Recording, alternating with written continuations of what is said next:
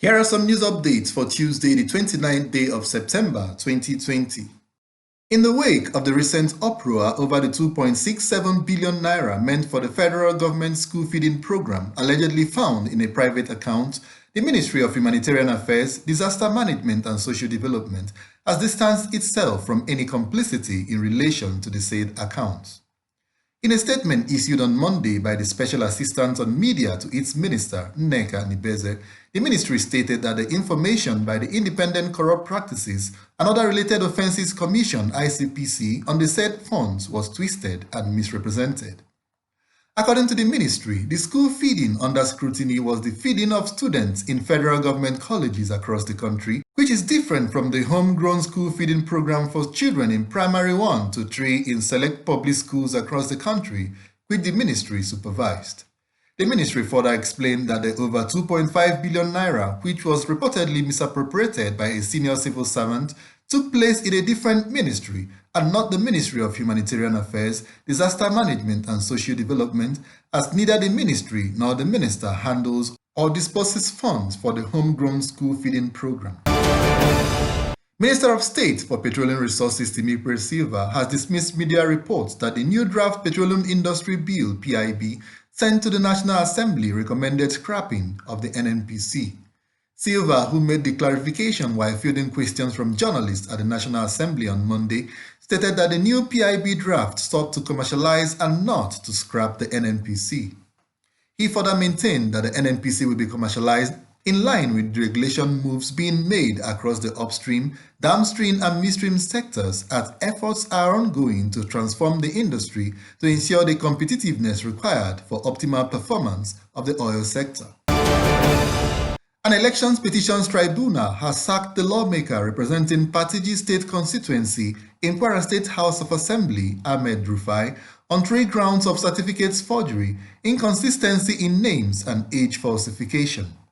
The tribunal therefore declared the People's Democratic Party (PDP) candidate Salihu Mohammed Yahaya winner of the Patigi State constituency by-elections held in March 14, 2020. The PDP and Yahaya had challenged Rufai's victory at the tribunal on 5 grounds, but the 3 judges agreed to 3 grounds based on certification.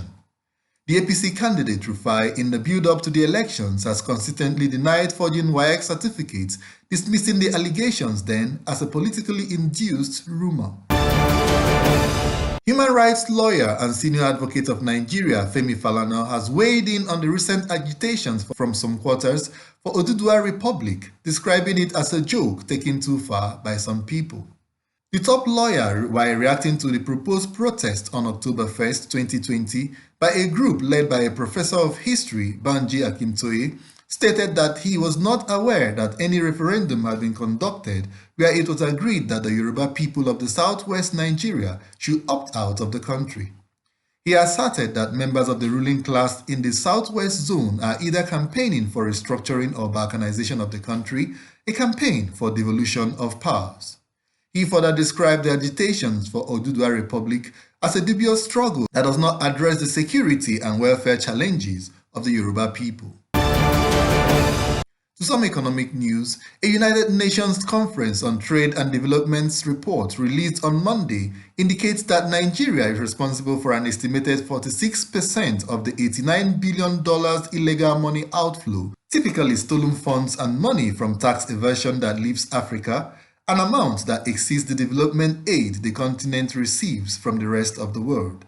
The report, which based its verdict on the average estimates for 2013 to 2015, observed that capital flight hit its record high in Africa's largest economy in 2013, when $45.5 billion per capita was lost in the country.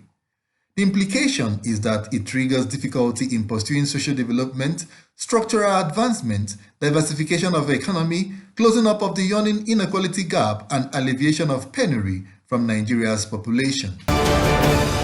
And that's the news update on Television Nigerian. Don't forget to like, subscribe, and share this news on all our social media platforms. Thanks for watching.